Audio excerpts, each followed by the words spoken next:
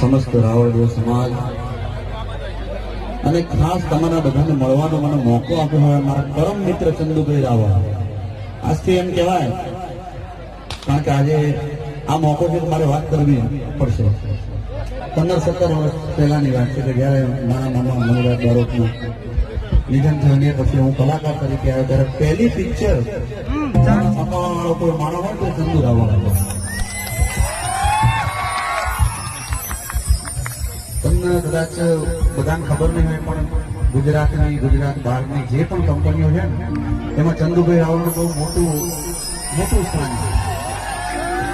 Company Chandubhai Raval પછી રાકેશ બારોટના જોડે જવું ના જવું એ માટે ચંદુભાઈ રાવળ છે. ગુજરાતના તમામ કલાકારો હોય અને એકદમ સરળ સ્વભાવના વ્યક્તિ. ત્યારે રાવળ સમાજનું ઘરણું છે એના માટે જબરજસ્ત તાળીનો પરિણામ થઈ જાય.